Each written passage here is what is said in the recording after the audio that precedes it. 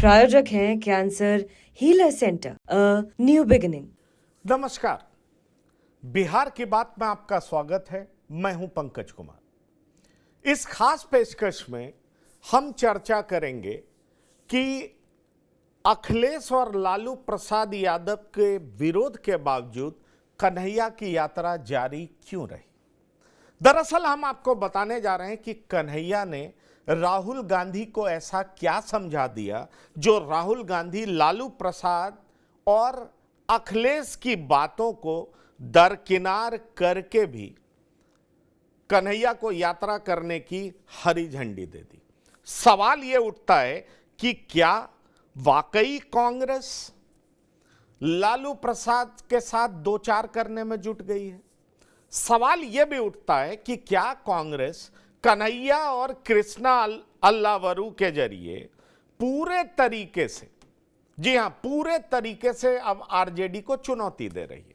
आप जरा याद करिए, कृष्णा अल्लावरू जब बिहार पहुंचे थे तो उन्होंने क्या कहा था कि अब कांग्रेस किसी की बी टीम नहीं रहेगी, आरजेडी की बी टीम नहीं रहेगी, ए टीम रहेगी। सवाल यह उठता है कि कन्हैया और राहुल गांधी के बीच में बात क्या हुई है, यह हम आपको बताने जा रहे हैं। सवाल यह भी उठता है कि आखिरकार इस यात्रा का असली मकसद क्या है। ठीक है, वो कहते हैं रोजगार दो, पलायन रोको, बड़ी अच्छी बात है, लेकिन असली मकसद क्या है। 90 के दशक से आरजेडी के पीछे खड़ी होने वाली कांग्रेस अब क्या एकला चलो की तैयारी कर रही है या अपनी शर्त पर राजनीति करने के लिए आगे बढ़ रही है, या लालू प्रसाद को उनके कथन का जवाब दे रही है जिसमें लालू प्रसाद ने कह दिया था कि इंडिया गठबंधन का नेता बदल दिया जाना चाहिए, मतलब राहुल गांधी को बदल देना चाहिए। दरअसल बिहार की पॉलिटिक्स, महागठबंधन की राजनीति किस ओर जा रही है, इस बारे में हम आपको बताने जा रहे हैं। और कन्हैया जो यात्रा कर रहे हैं अकेले और उनका साथ कृष्णा अल्लावरू दे रहे हैं, तो क्या कांग्रेस भी दो भागों में विभक्त है, इस बारे में भी हम चर्चा करेंगे। लेकिन आइए पहले आपको सुनाते हैं कि कन्हैया कह क्या रहे हैं, उसके बाद हम शुरू करेंगे चर्चा। ये ऐतिहासिक स्थान को हम लोगों ने इसलिए चुना है कि बिहार के इतिहास को देखते हुए बिहार का वर्तमान और बिहार का भविष्य बदला जाए, और बिहार का भविष्य या किसी भी समाज का भविष्य उस समाज का नौजवान होता है।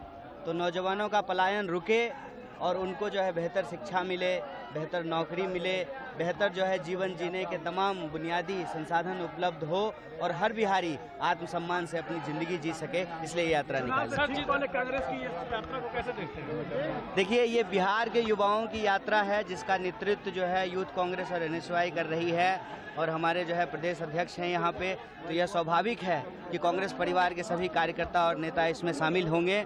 मैं समझता हूं कि ये हमारी पार्टी को भी मजबूत करेगी और बिहार के आम लोगों के जो मुद्दे हैं उसकी गूंज जो है बिहार की राजनीति में बहुत दूर तक जाएगी।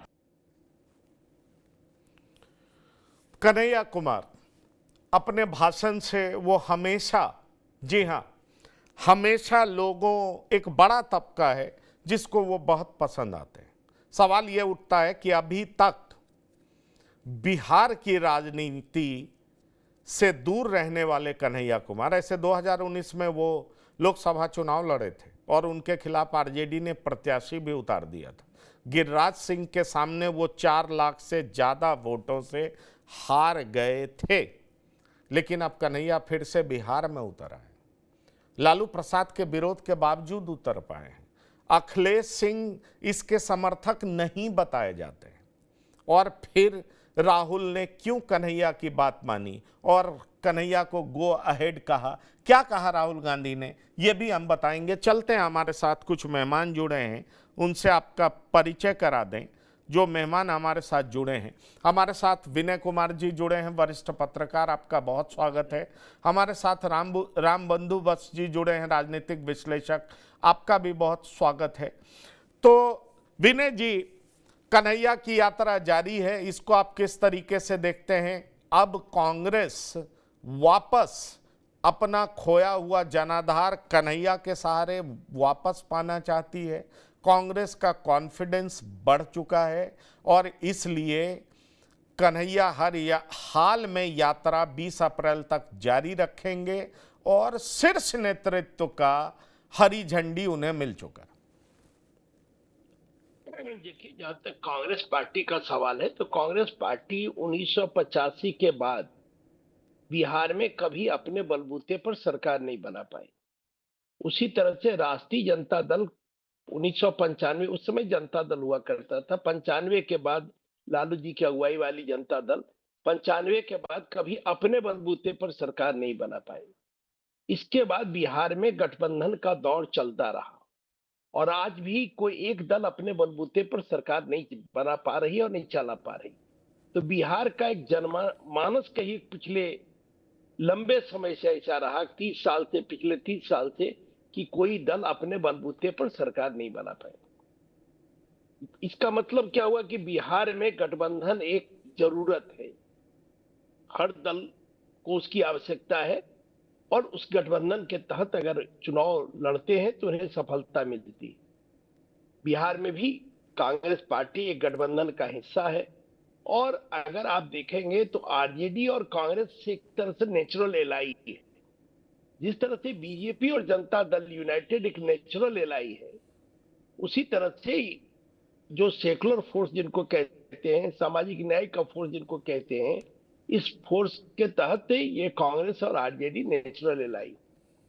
कांग्रेस पार्टी अपने जनाधार को मजबूत कर रही है, तो हर पार्टी अपना जनाधार को बढ़ाने विनय जी, वो देखिए, ये सारी बातें सही है, जनाधार को मजबूत कर रही है, हर पार्टी करती है, ये सारी बात सही है।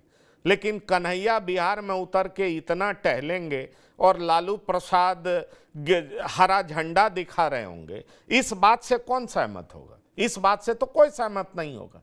सवाल ये उठता है कि कांग्रेस ग्रो करेगी तो किसके कॉस्ट पर करेगी? आरजेडी के कॉस्ट पर करेगी। सवाल ये उठता है कि राहुल जी आते हैं पटना, 2 बार मिलते भी हैं लालू प्रसाद से, लेकिन ऐसा बयान दे करके चले जाते हैं जो कि आरजेडी के गले नहीं उतरता है। और फिर क्या करते हैं? कन्हैया को तैयार करते हैं कि तुम्हारे नेतृत्व में यात्रा होगी, यात्रा चलेगी। जो कन्हैया कुमार को राहुल लोकसभा चुनाव में उतार नहीं पाते हैं, जिस पप्पू यादव को राहुल जो है सिंबल नहीं दे पाते, प्रॉमिस करने के बावजूद प्रियंका गांधी कांग्रेस का सिंबल नहीं दे पाती, वो कन्हैया कुमार अब सड़कों पर उतर करके कह रहे हैं पलायन रोको, रोजगार दो, और सीधे सीधे तरीके से अपने खोए हुए जनाधार को वापस भी करने की तैयारी है। और दूसरी तैयारी ये भी है कि भाई अगर ये गठबंधन कायम भी रहता है तो हमारी शर्तों पर रहेगा, आपकी शर्तों पर नहीं रहेगा। रामबंधु बस जी, आप सहमत हैं क्या इससे? जी, निश्चित तौर पे अब आप देख लीजिए कि पिछले कई महीनों से, 3-4 महीनों से कांग्रेस का जो तेवर है ये बतला रहा है कि कांग्रेस अब आरजेडी के शर्तों पे बिहार की राजनीति नहीं करेगी। इसका सबसे बड़ा प्रमाण ये था कि राहुल गांधी जब बिहार आए हैं, जब भी आए तो उन्होंने बिहार के जातिगत जनगणना को खारिज किया है। ये वही कांग्रेस पार्टी है जब 2023 में छत्तीसगढ़, मध्य प्रदेश और राजस्थान के विधानसभा चुनाव में अपने घोषणा पत्र में उन्होंने लिखा था कि यहाँ सरकार बनने के बाद बिहार की तरह यहाँ पे जातिगत जनगणना होगी। तो जो अपने चुनावों में बिहार के जातिगत जनगणना को अपने घोषणा पत्र में शामिल करते हैं, वही राहुल गांधी जब बिहार आते हैं तो यहाँ के उस जातिगत जनगणना को खारिज करते हैं। ऐसा इसलिए कि उसी जातिगत जनगणना के आधार पे तेजस्वी यादव जनता के बीच आते। तो आप देख लीजिए कि यहाँ पे बेरोजगारी और पलायन के मुद्दे पे कन्हैया कुमार की यात्रा हो रही है। ये भी आप बेरोजगारी का मुद्दा 2020 में जो बेरोजगारी का मुद्दा था वो तेजस्वी यादव का मुद्दा था। तेजस्वी यादव हमेशा से जातिगत जनगणना और बेरोजगारी के मुद्दे पे ही जनता के बीच जाते हैं। अब तक, मतलब 3-4 महीने पहले तक, जब तक कांग्रेस पार्टी इस मुद्दे को लेकर के काम नहीं शुरू की थी, तब तक आरजेडी के पास यही मुद्दा था। और ऐसा नहीं है कि इस समय बेरोजगारी एक अच्छा मसला है, एक महत्वपूर्ण मुद्दा है, लेकिन साथ ही साथ बिहार की कानून व्यवस्था भी चरमरा सी गई है। भले ही ये 90 के दशक वाली नहीं है, लेकिन जो है वो उससे जनता बहुत ऊब चुकी है। आप होली में ही देख लीजिए, 8 से अधिक हिंसाएं हो रही हैं, लेकिन कन्हैया कुमार बेरोजगारी के मुद्दे पे बोल रहे हैं, कानून व्यवस्था के मुद्दे पे उतना नहीं बोल रहे हैं। तो ये भी एक बात है कि जो तेजस्वी यादव के मुद्दे थे, उसी मुद्दे को कांग्रेस हम भुना रही है या उसी मुद्दे को काउंटर कर रही है। तो ये सबसे बड़ा प्रमाण है कि जो राजनीति करना चाहती है कांग्रेस पार्टी, वो आरजेडी के अब वो आरजेडी से बाहर निकल के, आरजेडी का जो उसको एक ठप्पा लगा हुआ था कि कांग्रेस वही करेगी, कांग्रेस उसी को टिकट देगी, कांग्रेस वहीं से चुनाव लड़ेगी जो सिर्फ लालू यादव चाहेंगे। कई ऐसे लोग थे जो कांग्रेस से टिकट चाहते थे और वो कांग्रेस के नेता या कांग्रेस के प्रदेश अध्यक्ष से न मिलकर के लालू यादव से मिला करते थे। तो अब उस तरह की छवि से उभरना चाहती है और इसी का एक महत्वपूर्ण कड़ी है। दूसरी बात यह है कि राहुल गांधी जब लोकसभा चुनाव के पहले संविधान बचाओ वाले उनकी जो यात्रा थी, उसमें उनको इतना तो एहसास हो गया था कि देश का जो अल्पसंख्यक समाज है, उसका जनमानस कांग्रेस पार्टी से आज भी जुड़ा है या जहां पे नहीं जुड़ा है, उसकी वो रिकवरी कर सकते हैं। यूपी उसका साक्षी है। यही चीज वो बिहार में भी करना चाहते हैं। तो निश्चित तौर पे अगर कांग्रेस आगे बढ़ती है तो ये आरजेडी के ही कॉस्ट पे होगी। इससे एनडीए को कोई हानि नहीं है। अब मुझे तो लगता है कि एनडीए को लाभ ही होगा अगर अल्पसंख्यक समाज का वोट बैंक में बिखराव होगा तो। लेकिन इतना तो तय है कि कांग्रेस की अपनी जो सियासी जमीन है उसका विस्तार होगा और इससे कांग्रेस के कार्यकर्ताओं में उत्साह भी है। कन्हैया कुमार के साथ आप इनकी जो यात्रा है, उनमें बहुत बड़ी संख्या में अल्पसंख्यक समाज के लोग, सवर्ण समाज के लोग और दलित भी जुड़ रहे हैं। तो ये मुझे लगता है कि बहुत बात 90 के बाद कांग्रेस पार्टी के लिए एक अच्छा सा एक संजोग आया है कि उनके कार्यकर्ताओं में एक उम्मीद जगी है कि वो कांग्रेस के भीतर रह करके टिकट हासिल कर सकते हैं। सबसे तो बड़ी बात यह है कि अब तक तो कांग्रेस पार्टी के कार्यकर्ताओं में उत्साह ही नहीं था। उन्हें तो समझ में यही वो समझते थे कि हमको कांग्रेस में कुछ भी अगर चाहिए, कांग्रेस में अगर आगे बढ़ना है तो हमको आरजेडी के कार्यालय में जाना चाहिए, लालू यादव के पास जाना चाहिए। तो ये जो परिवर्तन हुआ है कांग्रेस के कार्यकर्ताओं में, ये निश्चित रूप से लालू यादव को खल रहा होगा। यही तो कारण है कि आप देख लीजिए कि नीतीश कुमार सदन में राबड़ी देवी जी को किस तरीके से बोली कि तुम्हारा पति जब जेल में चला गया तो मुख्यमंत्री बन गया। लेकिन कितने संयमित तरीके से राबड़ी देवी ने इसका उत्तर दिया। वो और चाहते तो और हमलावर हो सकते थे, वो चाहते तो इस बयान को लेकर के आंदोलन कर सकते थे, लेकिन उन्होंने इतना ही कहा कि कुछ 4-5 लोग हैं जो लोग उनको कुछ सिखाते रहते हैं। तो कहीं ना कहीं लालू यादव और राबड़ी देवी के बयान में जो नीतीश जी के प्रति एक सॉफ्ट कॉर्नर अभी दिख रहा है, तो ये भी लालू यादव की मजबूरी की ओर ही इशारा कर रही है कि कांग्रेस पार्टी, इतना तो तय है कन्हैया के यात्रा से कि कांग्रेस पार्टी अब अगर महागठबंधन में रहेगी भी तो वो 30 और 40 के सीटों की बात तो नहीं मानेगी। उसको 70 या 70 प्लस सीटें चाहिए। फिर वो जो टिकट भी लेगी तो अपने अनुसार लेगी। जहां पे अल्पसंख्यक समाज की जनसंख्या ज्यादा है, जहां पे दलित समाज की जनसंख्या ज्यादा है और जहां पे सवर्ण समाज की जनसंख्या ज्यादा है, उनमें तो ज्यादातर सीटें आरजेडी के कोटे में आ जाती थी। तो टिकट भी जो डेमोग्राफी है वोटर का, उसके अनुसार वो लेना चाहेगी। तो कुछ भी अगर कांग्रेस अपने स्टैंड पे आगे बढ़ती है तो इससे कहीं ना कहीं आरजेडी को ही हानि होने वाला है। चलिए, ये आरजेडी को हानि होने वाला है। पर मेरे पास एक जानकारी है विनय जी, मैं आपके साथ साझा करना चाहूंगा और मैं चाहूंगा कि आप इस पे अपना वक्तव्य दें। दरअसल मुझे यह जानकारी है कि 2029 की तैयारी कैसे की जाए ये कन्हैया कुमार समझा चुके हैं राहुल गांधी को, और यही बात संदीप सिंह जो है प्रियंका गांधी को समझा चुके हैं। और 2029 की तैयारी के लिए बिहार को इग्नोर नहीं किया जाना चाहिए, ये बात भी कन्हैया कुमार समझा चुके हैं राहुल गांधी को। जो मेरे पास जानकारी है वो मैं बता रहा हूं। दरअसल वो ये कह रहे हैं कि देखिए, पहले इंडिया गठबंधन के कई घटक दल कह चुके हैं कि इंडिया गठबंधन के नेता को आप बदलिए। लालू यादव चुप थे, लेकिन अब लालू यादव ने भी मांग कर दी है। सवाल यह है कि हम उनके पीछे लगे रहेंगे तो हमें कोई कुछ मिलना तो है नहीं, इसलिए हमें अपना जनाधार मजबूत करना चाहिए। अब सवाल यह उठता है कि कांग्रेस ने क्या किया। 14 फरवरी को बिहार का प्रभारी किसको बना दिया? कृष्णा अल्लावरू को। और कृष्णा प्रभारी बन जाते हैं और कन्हैया को उतार दिया कहां? मैदान में। क्यों? क्योंकि कांग्रेस इस बात को जानती है कि कन्हैया मुसलमानों के बीच में भी पॉपुलर है। कांग्रेस को यह लगता है कि मुस्लिम का झुकाव अब कांग्रेस की तरफ बहुत बड़ा है। अब मुस्लिम सबसे ज्यादा भरोसा विश्वास कांग्रेस पर ही कर रही है।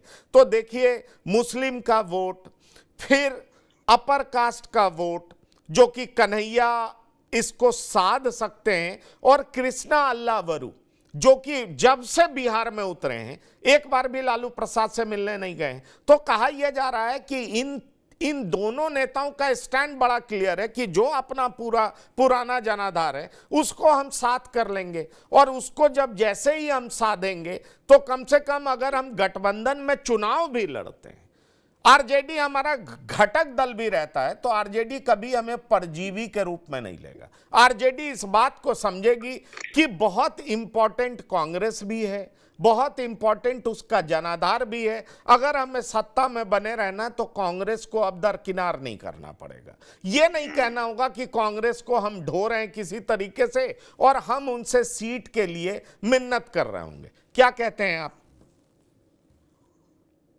नहीं, देखिए, कन्हैया एक बड़ा चेहरा है देश की राजनीति पर। अगर जो कुछ लोग युवा चर्चित रहे हैं पिछले 5-10 वर्षों में, तो उसमें कन्हैया एक बड़ा नाम है।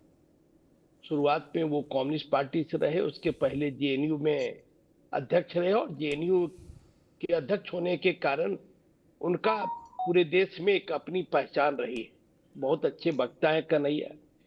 और आपने सही कहा, लोकसभा में या प्रधानमंत्री बनने का जो रास्ता है वो बिहार और यूपी से होकर जाता है। जब तक बिहार और यूपी में आप सफल नहीं होंगे तब तक आप प्रधानमंत्री बनने का सपना नहीं देख सकते हैं। अगर सपना भी देखना हो तो बिहार और यूपी में कांग्रेस पार्टी को मजबूत करना पड़ेगा, या इस गठबंधन को मजबूत करना पड़ेगा। उत्तर भारत में अगर आप देखेंगे तो एकमात्र प्रदेश बिहार है, और अब बंगाल की बात अगर छोड़ दीजिए तो जो हिंदी भाषी लैंड है, तो बिहार ही एकमात्र ऐसा प्रदेश है जहां आज तक भारतीय जनता पार्टी अपना मुख्यमंत्री नहीं बना पाया। और ये भारतीय जनता पार्टी के शीर्ष नेतृत्व से लेकर आरएसएस के तमाम नेताओं के लिए भी एक चिंता का विषय, क्योंकि बिहार की जो भूमि है वो समाजवादियों की भूमि रही। समाजवादी आंदोलन यहाँ शुरुआती दौर से, अगर बिहार में आप देखेंगे 52 में अगर श्री बाबू विपक्ष कांग्रेस विधायक दल के नेता सदन में होते थे तो बसावन बाबू विपक्ष के नेता होते। तो समाजवादियों की ये भूमि रही। आज भी समाजवादी आंदोलन का एक मुख्य केंद्र बिहार रहा है। तो मुझे लगता है ऐसे में कांग्रेस पार्टी जो भाजपा विरोधी मतों को एकजुट करने का प्रयास कर रही है, और कन्हैया को एक आगे करके, चूंकि कहा जा रहा था कि संगठन के रूप में कांग्रेस पार्टी पिछले कुछ वर्षों से कमजोर होते चली गई। संगठन में पिछड़ों को, दलितों को उस तरह से स्थान पिछड़ों को नहीं मिला, जिसके कारण कांग्रेस का संगठन कमजोर हुआ। लेकिन पिछले 2 वर्षों से जब से अखिलेश प्रसाद सिंह कांग्रेस के अध्यक्ष हुए हैं तो कई पद यात्रा का कार्यक्रम हुआ, और कांग्रेस पार्टी के संगठन में भी प्राण फूंकने का काम। इस दौरान राहुल गांधी का भी दौरा हुआ बिहार में। अब राहुल गांधी भी बिहार आ रहे हैं, उनकी भी प्राथमिकता है। ऐसे में एक फायर ब्रांड नेता चाहिए कांग्रेस पार्टी को। इसके लिए सबसे उपयुक्त कन्हैया कुमार है।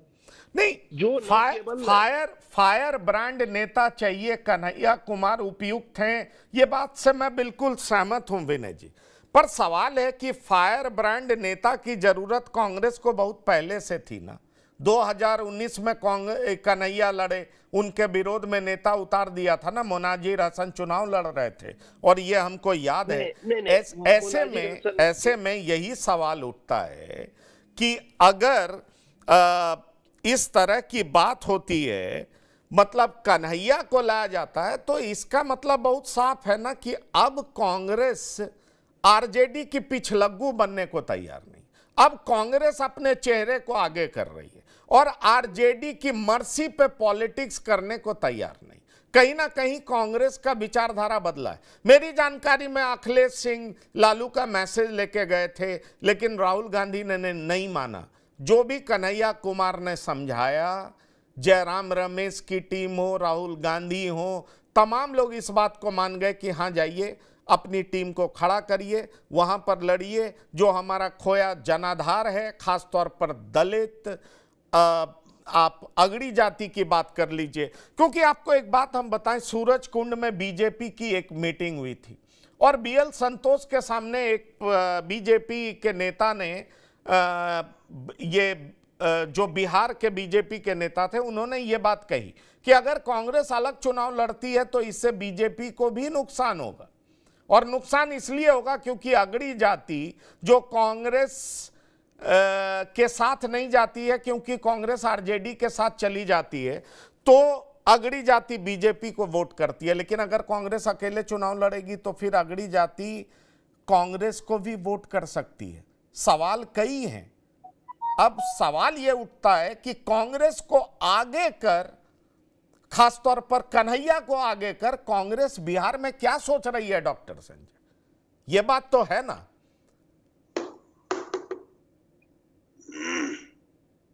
निश्चित रूप से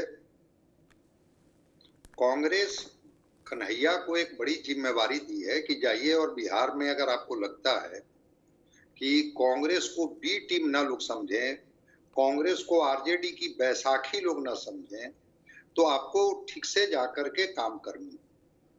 और जब तक आप जाकर के जमीन पर काम नहीं करेंगे, आपके हिस्से में परिणाम नहीं आएगा। जब तक ये लोग मानते रहेंगे कि अगर कांग्रेस को वोट देने का मतलब है कि सीधे आरजेडी को ही क्यों न वोट कर दिया जाए।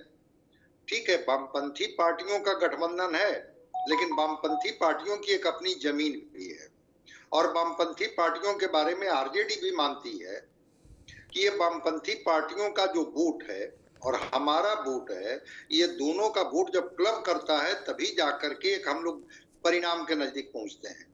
कांग्रेस के बारे में माना जाता है, चूंकि बिहार में जो वोटों का समीकरण है वो जातीय गुना भाग से तय होता है, तो लगता है कि ठीक है, एक मुस्लिम मुस्लिम मुस्लिम हो रहा है कि मुस्लिम मुखातिब हुए हैं कांग्रेस की तरफ। लेकिन ऐसा नहीं है कि वो मुस्लिम मुखातिब हुए हैं जिनको लगता है कि ये कांग्रेस के लोग बीजेपी को या एनडीए को नहीं हरा पाएंगे, उनके पक्ष में मुस्लिम खड़े हुए हैं। वो मुस्लिम उनके पक्ष में खड़े हो जाते हैं जिनको लगता है कि यही एनडीए को हरा सकते हैं या बीजेपी को हरा सकते हैं। अगर वहां पर आरजेडी मजबूत हो जाती है तो फिर वो आरजेडी के साथ खड़े हो जाते हैं, कांग्रेस मजबूत होती है तो कांग्रेस के साथ खड़े हो जाते हैं। लेकिन मुस्लिम वोट के अलावा जिस दलित वोट की बात की जा रही थी, पासवान समाज है, रविदास समाज यहाँ है, मांझी समाज है, धोबी समाज है, जो 4 प्रमुख दलित जातियां हैं, ऐसे तो 22 दलित जातियां हैं। उन जातियों के रुझान को स्पष्टता नहीं कहा जा सकता है कि वो कांग्रेस के साथ ही खड़ी है। अपर कास्ट भी बाइफरकेट हो गया है, लगता है कि कांग्रेस को वोट देने से अच्छा है कि आरजेडी को ही क्यों न दिया जाए, चूंकि कांग्रेस तो आरजेडी को ही समर्थन करेगी। वैसे में अपनी जमीन तलाशने के लिए कन्हैया को बिहार की जिम्मेवारी दी गई है। या कृष्णा अल्लाह बरू, जिनके बारे में आप कह रहे हैं कि इतनी बार आने के बाद भी वो लालू प्रसाद से मिलने नहीं गए, और कृष्णा अल्लाह बरू ने ही कहा था कि हम किसी की बी टीम नहीं है बल्कि हम ए टीम है। तो नए नेताओं को और खास करके युवा चेहरों को उतार करके राहुल गांधी जी बिहार में कांग्रेस को अपनी जमीन तैयार करा रहे हैं। गठबंधन हो भी सकता है, गठबंधन नहीं भी हो सकता है। ठीक आपने कहा कि अखिलेश सिंह संवाद लेकर के गए थे, लेकिन राहुल गांधी जी या जयराम रमेश की टीम ने उस संवाद से, या वेणुगोपाल ने भी उस संवाद से बहुत रुचि उन लोगों ने नहीं दिखाई, और इनको कहा कि जाइए पहले अपना जमीन तो तैयार कीजिए, जरा देखिए तो अपनी ताकत। तो देखते हैं, कन्हैया और कृष्णा अल्लाह बरू 2 युवा चेहरा हैं। सबसे युवा प्रदेश है बिहार पूरे देश में, और करीब करीब 58% आबादी है युवाओं की। उन युवाओं के बीच में कृष्णा अल्लाह बरू और कन्हैया कुमार, और अलग अलग जो प्रमंडल है उसमें टास्क दिया गया है कि भाई अगर वो मगध और मिथिला का इलाका है तो इसको ये देखेंगे, भोजपुर का शाहबाद का इलाका है ये देखेंगे, चंपारण का इलाका ये देखेंगे, तो अलग अलग ये सीमांचल का इलाका है तो ये देखेंगे। तो इस तरह से अभी कांग्रेस अपनी जमीन को तलाश रही है। क्या हम अकेले लड़के कुछ कर पाएंगे या गठबंधन में भी जाएंगे तो कम से कम कितना और अधिक से अधिक कितना। तो जिसको कहते हैं ना वाटर टेस्टिंग, अभी वाटर टेस्टिंग चल रही है। देखते हैं वाटर टेस्टिंग के बाद फिर कांग्रेस के रुख में कौन सा बदलाव आता है। देखिए, वाटर टेस्टिंग करना तो ठीक है और मुझे लगता है कि ये रणनीति भी ठीक है, पर हमें एक चीज पर और भी ध्यान देना पड़ेगा कि दरअसल कांग्रेस 2010 में भी तो लड़ी थी अकेले विनय जी, 4 सीट पर सिमट गई थी। और आप 85 के बाद लगातार आप देखें तो आप ये पाएंगे कि कांग्रेस की सीटें 3 अंक में तो नहीं पहुंच पाई और उसके बाद बद से बदतर ही स्थिति होती रही। 2020 में 19 थी, 15 में 27 थी, ठीक है, लेकिन बहुत बढ़िया कांग्रेस नहीं कर पाई। ऐसे में सवाल उठता है कि कांग्रेस का वोट बैंक गया कहाँ?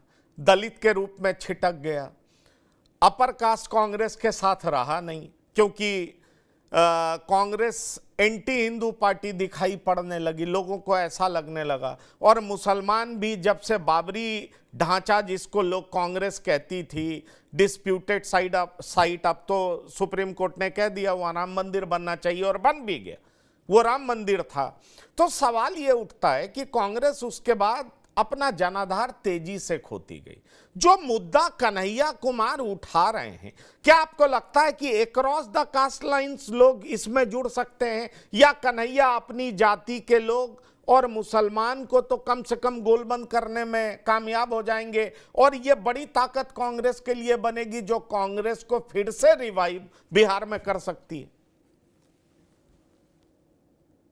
देखिए पंकज जी, अभी एक बड़ा अच्छा बयान गडकरी जी का आया कि जो जात की बात करेगा उसको हम लात मारेंगे।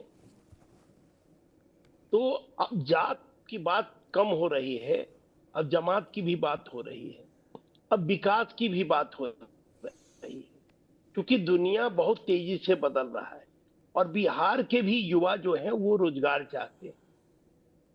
आज बिहार की जो सबसे बड़ी समस्या है पलायन की समस्या है, तो इस विषय को फोकस करके कन्हैया पद यात्रा कर रहे हैं। कन्हैया की जात क्या है जिससे कोई लेना देना नहीं है, लेना देना बिहार के युवाओं को रोजगार से, तो उनको कैसे रोजगार मिले। आज बिहार के बच्चे, आप चले जाइए देश के किसी भी कोने में, आप वहां बिहार के लोग मिलेंगे, अपने माँ बाप को छोड़कर जाते हैं, अपनी बूढ़ी माँ बाप को छोड़कर गांव में जाते हैं। आज अगर आप बिहार के गांव में घूमेंगे तो देखेंगे बिहार का गांव बूढ़ों का प्रदेश हो गया, युवा गांव में है ही नहीं, सब रोजी रोजगार के लिए, बहुत छोटे छोटे रोजगार के लिए बाहर जा रहे हैं। पिछले 20 वर्षों से तो नीतीश कुमार की सरकार है, ठीक है, विकास हुआ, रोड का विकास हुआ, सड़क का विकास हुआ, कुछ स्वास्थ्य सेक्टर में काम हुआ, लेकिन शिक्षा के सेक्टर में कोई बहुत काम नहीं हुआ। आज भी शिक्षा की स्थिति बहुत खराब है बिहार में, रोजगार के अवसर घटे हैं बिहार में, कल कारखाने उस जिस तरह से तमिलनाडु वगैरह राज्य में आप चले जाइए, जिस तरह से कल कारखाने लगे हैं, यहाँ है नहीं। यहाँ प्रतिभा है, जैसे किसी भी उद्योग को लगाने के लिए क्या चाहिए, पानी चाहिए और जमीन चाहिए, दोनों बिहार में उपलब्ध है, प्रचुर मात्रा में यहाँ पानी उपलब्ध है। और पानी तो तबाही का कारण भी है। अगर नेपाल से निकलने वाले पानी को आप नियंत्रित कर दे बिहार में, तो जो बिहार का इलाका सुखाड़ का इलाका रहता है, उस इलाके में भी हरियाली आएगी, 3 फसल अनाज उपजेगा। आज देखिएगा, अगर उत्तर बिहार बाढ़ से डूबा रहता है तो नवादा से लेके मगध और जमुई का इलाका सुखाड़ से ग्रसित रहता है। तो अगर इन इलाकों में, गया का इलाका, तो इन इलाकों में अगर पानी की व्यवस्था आप कर दें, पटवन की व्यवस्था कर दें, किसानों की आज, अब देखिए हो क्या रहा है, जो ये फ्री बीज वाला प्रचलन शुरू हुआ है, उसके कारण भी कई समस्याएं उत्पन्न हो रही है। लोगों को गांव में मजदूर मिल नहीं रहे हैं और उसके असर खेती पर भी पड़ रहा है। तो बहुत तरह की समस्या उत्पन्न हो रही। कानून व्यवस्था की स्थिति भी, जिस नीतीश कुमार के राज में अगर आप देखेंगे 10 से 15 का वो स्वर्णिम काल बिहार का था, 5 से 10 का भी स्वर्णिम काल हम लोग मानते हैं, लेकिन उसके बाद डिटोरिएशन हुआ है, कानून व्यवस्था की स्थिति में भी कमी आई है। 5 से 10 का अगर आप बिहार को देखिए किस तरह से कंट्रोल किए थे नीतीश कुमार, तो नीतीश कुमार की भी जो तेजी थी, जो चमक थी, वो चमक अब बरकरार नहीं रह पाई। ऐसे में कहीं न कहीं बिहार के मतदाताओं में भी छटपटाहट है। बिहार के भी मतदाता कोई नई चीज की तलाश में है और इस नहीं, तलाश को भरने के नई लिए चीज की तलाश में है, पर सवाल यह है कि कन्हैया क्या ऑल्टरनेटिव पॉलिटिक्स दे पाएंगे? क्या कन्हैया विकल्प बन पाएंगे? विकल्प बनने के लिए तो पहले से ही रामबंधु वत्स जी, विकल्प बनने के लिए तो पहले से ही जन स्वराज पार्टी के नेता वहां काफी मेहनत कर चुके हैं, लंबे समय से मेहनत कर रहे हैं। वो कह रहे हैं बिहार को क्या क्या बना देंगे, वो कह रहे हैं जाति के आधार पर हम टिकट बांटेंगे, मुस्लिम पॉलिटिक्स करने की बात वो भी कह रहे हैं कि 17% आबादी है, उस हिसाब से हम टिकट देंगे। यहां तक कह चुके हैं प्रशांत किशोर कि अभी तक मुसलमान लालटेन में तेल का काम करता रहा है। और उसकी बड़ी वजह यह है कि अगर आप 2015 से मुसलमान का वोटिंग पैटर्न देखें तो मुस्लिम समाज उसको वोट करता है जो बीजेपी को हराने के लिए खड़ा हो, आगे जो दिखता है उसको वोट करता है। आप याद करिए 2020 में 11 टिकट जेडीयू ने मुसलमान समाज के उम्मीदवार को दिया, मुस्लिम उम्मीदवार को उतारा। एक भी उम्मीदवार चुनाव जीत नहीं पाया। लाख नीतीश कुमार कहे हमने आपके लिए ये गिरवा दिया, ये बना दिया, सैलरी वो कर दिया, लेकिन मुस्लिम समाज ने इसको उस तरीके से एक्सेप्ट नहीं किया। वजह आपको साफ मालूम है कि नीतीश बीजेपी के साथ हैं। तो ऐसे में सवाल उठता है कि क्या कन्हैया का ये प्रयास रंग लाएगा या काउंटर प्रोडक्टिव भी हो सकता है? देखिए, कन्हैया किस प्रयास से, या आपका जो मूल सवाल है अभी कि क्या कांग्रेस पार्टी बिहार का विकल्प बन पाएगी या नहीं, विकल्प ये जो मौजूदा जो 2025 में चुनाव होने वाला है, इसमें वो एक विकल्प के रूप में उभरे या न उभरे, लेकिन वो अपने आप को एक मजबूत स्थिति में कर भी देगी। आप ये देखिए कि आप अगर ये मान लिया जाए कि वो जैसे पहले बहुत ही शांत होकर के महागठबंधन में 30-35 जितनी भी सीटें मिले, वो सीटें चुपचाप ले ले, जहां मिले चुपचाप ले ले और चुनाव लड़ ले, तो उसके बाद उसका 5 साल के बाद उसका भविष्य कहां रहेगा? वहीं रहेगा जहां आज यूपी में है। आज यूपी में कांग्रेस की जो स्थिति है, कहीं वही ना हो जाए अगर वो चुपचाप आरजेडी में आरजेडी जो दे, जैसा दे वैसे वो ले ले। वो तो एक कहावत है कि भिखारी को भी जो मिले वो ठीक। इस स्थिति से उसको तो उबरना ही पड़ेगा। अब और बिना उबरे वो मजबूत हो ही नहीं पाएगी। आप एक देख लीजिए कि अगर वो अलग चुनाव लड़ती है तो क्या मुस्लिम जो वोटर हैं वो उन्हीं सीटों पे कांग्रेस पार्टी के उम्मीदवार को वोट देंगे जिनमें लगे कि आरजेडी के मुकाबले कांग्रेस का उम्मीदवार बीजेपी को हरा रहा है? तो इस चीज को तो हम यूपी से भी समझ सकते थे कि अखिलेश यादव जहां पे बीजेपी को हराने में सक्षम थे, वहां पे कमोबेश मुस्लिम वोट मिला, लेकिन ऐसा नहीं था कि वहां पे भी एकजुट होकर के सारा मुस्लिम वोट सपा को ही दे दिया। तो मुस्लिम समाज में आज भी कांग्रेस पार्टी का अपना एक पकड़ है, एक मुस्लिम टच है, और उस टच से मुस्लिम भी अपने आप को केवल बीजेपी के कॉस्ट पे मुस्लिम समाज कांग्रेस पार्टी से अपना पिन छुड़वाना नहीं चाहती है, क्योंकि मुस्लिम समाज कांग्रेस पार्टी को एक राष्ट्रीय परिप्रेक्ष्य में देखती है। कुछ भी हो जाए, आरजेडी एक राष्ट्रीय परिप्रेक्ष्य में बिहार के मुस्लिम मतदाताओं के पास अपनी छवि प्रस्तुत नहीं कर पाएंगे। तो निश्चित तौर पे जैसे कोई दूसरे उम्मीदवार के मुकाबले बिहार में आरजेडी उम्मीदवार पहली पसंद होते हैं मुस्लिम वोटर के, वैसे कांग्रेस के साथ नहीं होगा। वो कांग्रेस पार्टी का उम्मीदवार अगर बीजेपी को हराने में सक्षम न भी हो तो भी कुछ ना कुछ मुस्लिम वोट मिलेगा। उनका एक मुस्लिम समाज में अपना एक जमीन है और वो मिलेगा।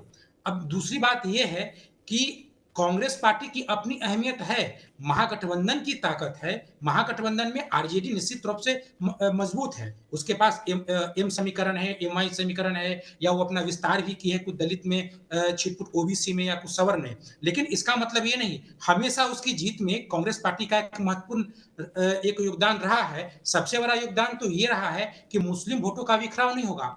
आज कांग्रेस अगर सहजता से महागठबंधन में रहती है तभी ना महागठबंधन ओबीसी का भी मुकाबला कर पाएगी। आप कल्पना कीजिए कि कांग्रेस भी अलग हो जाए और फिर ओबीसी भी वो अपने राग में चुनाव लड़ते रहेंगे, तो आरजेडी को तो और मुश्किल का सामना करना पड़ेगा। महागठबंधन का संतुलन ही टूट जाएगा। क्या वामपंथी पार्टी भी चुपचाप महागठबंधन में रह पाएगी अगर कांग्रेस पार्टी महागठबंधन से बाहर निकल जाए? फिर मुकेश सहनी उनका क्या मिजाज होगा? तो नहीं, महागठबंधन में मुकेश सहनी सब का कुछ बात संतुलित आपने है। किया, मुकेश सहनी की बात आपने की डॉक्टर संजय। मुकेश सहनी भी 60 सीट मांग करके आरजेडी का टेंशन बढ़ा चुके हैं। ये मुकेश सहनी की मांग ये बताता है कि मुकेश सहनी निश्चित रूप से एनडीए से भी संपर्क में होंगे और इसीलिए वो बार्गेन कर रहे हैं। आपको नहीं लगता कि एक तरफ कांग्रेस का दबाव, दूसरी तरफ मुकेश सहनी का दबाव आरजेडी को निश्चित रूप से विचलित कर रहा होगा कि कांग्रेस की ये यात्रा, फिर मुकेश सहनी 60 सीट मांग रहे हैं और अपने समाज के लोगों को 8 से 10% बता रहे हैं। ये क्या इंडिकेट करता है कि ये सारी पार्टियां आरजेडी पर ज्यादा दबाव बना रही हैं? स्वाभाविक रूप से, और अभी लेफ्ट पार्टियां हैं। दीपंकर भट्टाचार्य ने भी एक बड़ा टारगेट दिया है, ये कम से कम हम इतनी सीटों पर केवल सीपीआई एमएल चुनाव लड़ेंगे, सीपीआई और सीपीएम तो छोड़ दी।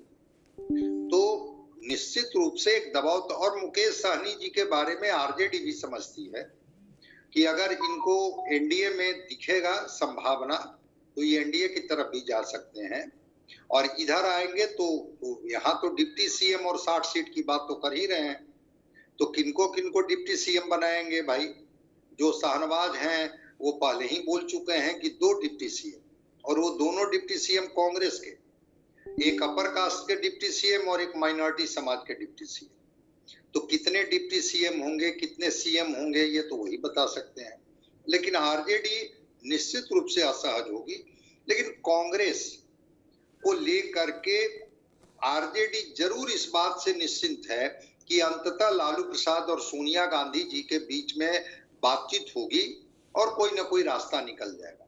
हाँ, मुकेश सहनी जी को लेकर के आरजेडी थोड़ा असहज रह सकती है, क्योंकि मुकेश सहनी कब पाला बदल देंगे। उस बार भी प्रेस कॉन्फ्रेंस में इनको पीठ में छुरा मारा जाने लगा, अब प्रेस कॉन्फ्रेंस से उठ करके ही भाग गए थे और फिर एनडीए के साथ जाकर के चुनाव लड़े थे मिल करके। तो मुकेश सहनी जी को लेकर के असहज हो सकती है आरजेडी, लेकिन लेफ्ट और कांग्रेस सीटों के थोड़ा बंटवारे में आगे पीछे जो इनको करना पड़े, दबाव की राजनीति भी इनको झेलना पड़े तो ये झेलेंगे। लेफ्ट इन्हीं के साथ रहेंगे, कांग्रेस भी इन्हीं के साथ रहेगी। मुकेश सहनी वाली बात में थोड़ा दम है कि 60 सीट का दावा एक बार्गेनिंग के अलावा और कुछ नहीं है। कहाँ मुकेश सहनी जी की जमीन है कि जिसमें वो 60 सीट पर कैंडिडेट अपना खोज लेंगे। लोकसभा में 3 सीट इनको मिली थी, तीनों कैंडिडेट किनके थे सबको पता है। कैंडिडेट आरजेडी के थे, पार्टी का सिंबल जो था वो मुकेश सहनी जी का था। तो मैं नहीं समझता हूं कि मुकेश सहनी जी का इतना बड़ा 60 सीटों का डिमांड को आरजेडी बहुत गंभीरता पूर्वक ले रही हो। अगर उनके साथ सहज तरीके से रहेंगे तो रहेंगे, नहीं रहेंगे तो फिर एनडीए के साथ ये जाएंगे। लेकिन कांग्रेस और लेफ्ट ये दोनों को किसी भी कीमत पर आरजेडी भी नाराज करना नहीं चाहेगी कि कांग्रेस को थोड़ा हम कम अधिक कर करके उनको हम साथ रख लें, क्योंकि वहां एक मुस्लिम वोट बड़ा फैक्टर है।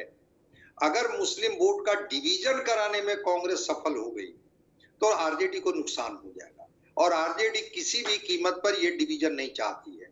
ये जो एनडीए है वो तो 80-20 कर ही रही है, लेकिन आरजेडी समझती है कि ये जो 18% 19% जो मुस्लिम वोटर है ये तो इंटैक्ट रहे। 14% हमारा वोट है, बाकी कांग्रेस के आने से दलित वोट, जो बाकी कुछ अगड़ों का वोट, कुछ अति पिछड़े का वोट, फिर लेफ्ट की पार्टियां जो आती हैं तो लेफ्ट की पार्टियों का भी एक अपना जमीनी जो संघर्ष वाले लोग हैं, वहां जो उनका हर विधानसभा में 10-20 हजार वोट का एक पॉकेट होता है। तो लेफ्ट और कांग्रेस ये दोनों को तो आरजेडी बात मानेगी भी, थोड़ा सा अपना नुकसान सह के भी, लेकिन मुकेश सहनी को बहुत भाव देगी आरजेडी, ऐसा मुझे नहीं लगता। चलिए, बहुत भाव नहीं देगी आरजेडी, पर सवाल यह है कि आरजेडी ये भी नहीं चाहेगी ना कि हम एकला चलो की रणनीति पर चले, क्योंकि जो समीकरण एनडीए के पक्ष में बनता दिख रहा है उसके सामने तो आरजेडी का समीकरण कमजोर दिखाई पड़ रहा है। वैसे में अगर मुकेश सहनी भी एनडीए की तरफ मूव कर गए तो बड़ी दिक्कत हो जाएगी, और तब तो कांग्रेस को और मौका मिल जाएगा दबाव बनाने का विनय कुमार जी कि भाई हमें मनमाफिक सीट दो, नहीं तो हम अकेले चुनाव में उतर जाएंगे, और अकेले चुनाव में उतरेंगे तो 2010 आपको याद है ना क्या स्थिति हुई थी आरजेडी की। क्या कहते हैं विनय जी? देखिए, जहां तक कांग्रेस पार्टी का सवाल है तो कांग्रेस पार्टी में आज भी जो शीर्ष नेतृत्व है इस चिंतन में है कि ये गठबंधन के तहत चुनाव लड़ा जाए, क्योंकि कांग्रेस के जो प्रदेश अध्यक्ष हैं अखिलेश प्रसाद सिंह का साफ मानना है, डॉक्टर अखिलेश प्रसाद सिंह का, कि भाई ये तय करना केंद्रीय नेतृत्व को है कि भारतीय जनता पार्टी की सरकार वहां बनाना है या सेकुलर सरकार बनाना है। अगर भारतीय जनता पार्टी की सरकार बनाना है तो अकेले लड़ना चाहिए, इस राय के हैं। तो अब देखना पड़ेगा कि कांग्रेस पार्टी करती क्या है, लेकिन मुझे लगता है कि कांग्रेस पार्टी गठबंधन के तहत चुनाव लड़ेगी। हाँ, सीटों का जो बार्गेनिंग होगा, 70 सीटें जो कांग्रेस पार्टी को पिछली बार मिली थी, उसमें कांग्रेस पार्टी के लोगों का कहना है कि 45 सीटें ऐसी हमें दी गई जिन 45 सीटों पर पिछले 3 चुनाव में नहीं आरजेडी कभी जीता नहीं कांग्रेस जी, तो ये ऐसी सीटें हमें थमा दी गई। अब स्थिति यह है कि कांग्रेस पार्टी चाहती है कि अगर कुछ सीटें घटे भी तो कुछ अच्छी सीटें भी हमें मिले।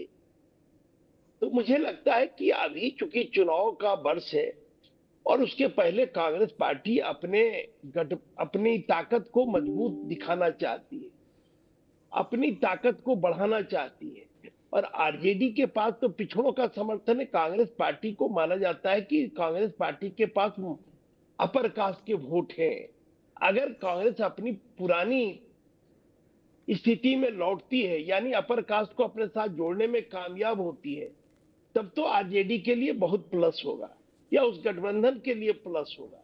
तो इसी कवायद में कांग्रेस पार्टी ये पदयात्रा वगैरह के कारण अपना एक माहौल बिहार में, जिसको आप कह सकते हैं मोमेंटम बनाने की कोशिश कर रही है, और ये चुनाव तक ये मोमेंटम रखना चाहेगी कांग्रेस पार्टी, जिससे कि पिछले 2020 के चुनाव में ये आरोप लगा था कि कांग्रेस पार्टी के खराब प्रदर्शन के कारण तेजस्वी यादव की सरकार नहीं बन पाई। तो कांग्रेस उस चीज को भी धोना चाहती है, या कांग्रेस का जो नेतृत्व है, बिहार का नेतृत्व, वो भी उस चीज को धोना चाह रहा है कि वो दाग इस बार मिट जाए, कांग्रेस इस बार बेहतर प्रदर्शन करे। आप जब से कांग्रेस पार्टी के 19 विधायक जीते, अधिकतर समय में पिछले 5 सालों में ये चर्चा हुई कांग्रेस पार्टी अब टूटी, कांग्रेस पार्टी अब टूटी, कांग्रेस पार्टी बराबर टूटने की खबर आती थी, और बराबर इसके बावजूद कांग्रेस पार्टी बिहार में एकजुट रही। 1-2 विधायक गए छोड़कर, लेकिन आज उन विधायकों को भी पश्चाताप हो रहा है, जिन चीजों के लिए वो गए उनको कुछ प्राप्ति हुआ नहीं। तो कांग्रेस पार्टी के जो विधायक है, अगर उनसे आप, या एमएलसी जो है, उनसे अगर आप 1 to 1 बात करेंगे तो तमाम लोग चाहते हैं कि गठबंधन के तहत हम चुनाव लड़ें। नहीं, ठीक है, गठबंधन के तहत चुनाव लड़ें, पर यह है गठबंधन के तहत कांग्रेस भी चुनाव लड़ने को तैयार रहे। मैं मानता हूं अभी शायद उतनी ताकत नहीं दिखा पाए, पर एक बात तो है ना कि मन माफिक सीट चाहिए। एक चीज पंकज जी, एक चीज इसमें हम जोड़ना चाहेंगे, कांग्रेस पार्टी को कुछ खोना नहीं है, इसलिए कांग्रेस पार्टी को कुछ खोना नहीं है कि मुख्यमंत्री बनना है तेजस्वी यादव को, तो समझौता तेजस्वी यादव को करना पड़ेगा मुख्यमंत्री बनने के लिए। ठीक है, आप मुख्यमंत्री नहीं बनेगा। आप जो बात जोड़ना चाह रहे हैं वो आपने, ठीक है, आपने पर सवाल ये उठता है कि कांग्रेस अब ये कह रही है ना कि 45 सीट वैसा मत दो जिसमें 3-4 बार से महागठबंधन का उम्मीदवार हारता रहा है, आरजेडी हारती रही है, और ऊपर से पप्पू यादव कह दे रहे हैं कि सीएम चुनाव के बाद तैयार, रिजल्ट के बाद चुना जाएगा।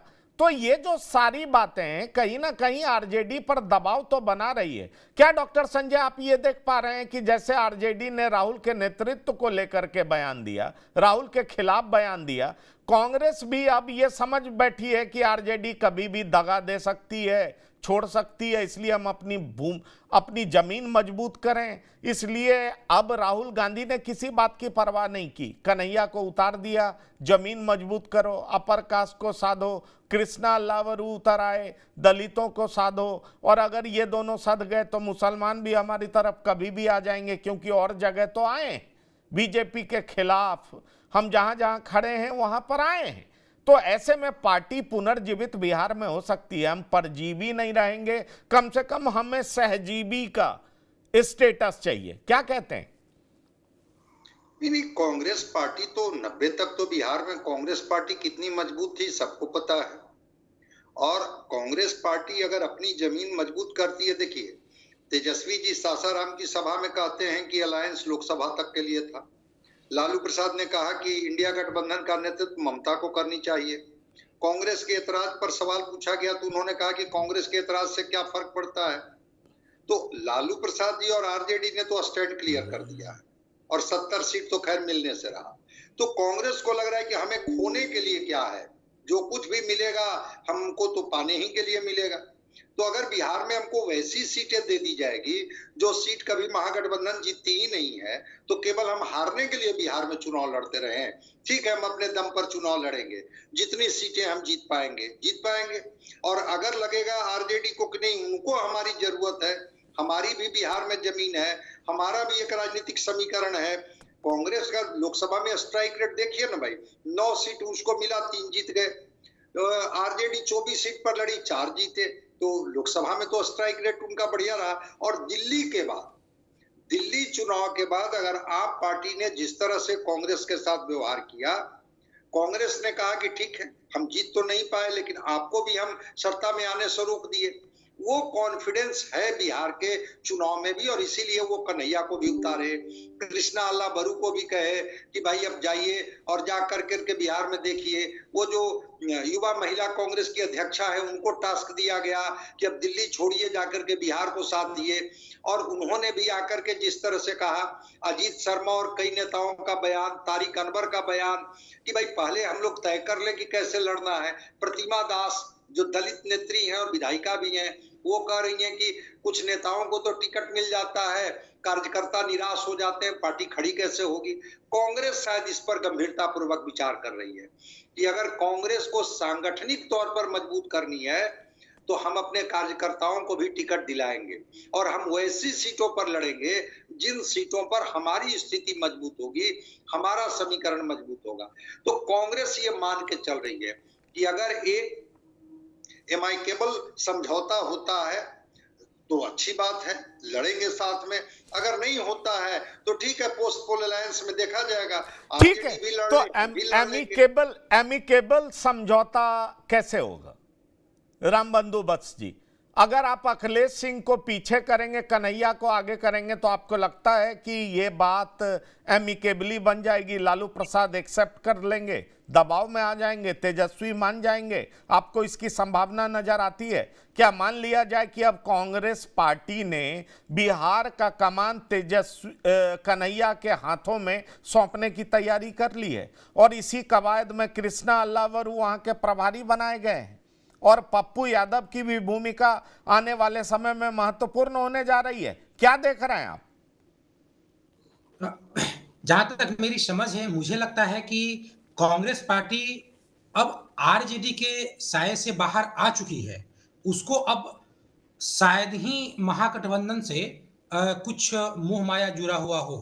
वो बस अपनी चुनावी या सियासी जमीन विस्तार करना चाहती है। जैसे लालू यादव ने कहा था कि इंडी गठबंधन का नेतृत्व राहुल गांधी न करके ममता बनर्जी कर सकते हैं, तो इसी तरीके का एक ठोस जवाब अब राहुल गांधी के जरिए लालू यादव को मिल रहा है। ये कांग्रेस ने बिहार में कन्हैया कुमार को अपना नेतृत्व दी हो या न दी हो, लेकिन ये तय है कि राहुल गांधी का तेवर बदल गया है। अब कांग्रेस पार्टी अब उसका एक लौता मकसद सिर्फ इतना है कि वो अपनी सियासी जमीन को कैसे विस्तार करती है और अपना वो महत्व बताए कि उसके कारण महागठबंधन में संतुलन था, उसके कारण ही महागठबंधन में जो सीटें आती थी, जो इनका एम वाई समीकरण का जो आकर्षण था, वो कांग्रेस पार्टी के रहने के कारण ही था। तो अपनी खासियत को राहुल गांधी बिहार में चिन्हित करते हुए ये निर्णय लिए हैं। बिहार कांग्रेस की कमान कन्हैया कुमार के हाथ में हो या ना हो, या भविष्य में चाहे जिनके हाथ में हो, लेकिन मुझे लगता है कि एक नए खेमा, एक नए मोर्चे की अगुवाई करने के लिए कांग्रेस अपने आप को डेवलप भी कर रही है और अपनी सियासी जमीन को भी वो देख रही है कि कैसे उसको रिवाइव किया जा सकता है, कहां तक उसकी जमीन चलिए। स्थिर है और कैसे बढ़ सकता है। चलिए, गंभीर सवाल यही है और यही मैं अपने दर्शकों को बताना चाहूंगा कि दरअसल विधानसभा चुनाव के जरिए कांग्रेस 2029 की तैयारी कर रही है।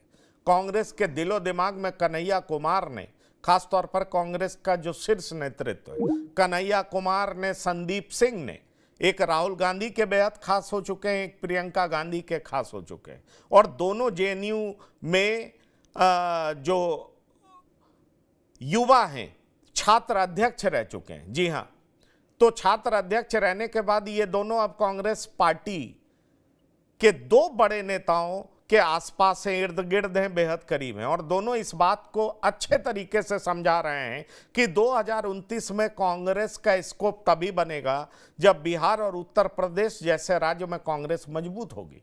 और इसलिए कांग्रेस को अब क्षेत्रीय दलों के आधार पर राजनीति नहीं करनी चाहिए, उनके टर्म्स पर राजनीति नहीं करना चाहिए। कांग्रेस को अपना पैर पसारना चाहिए।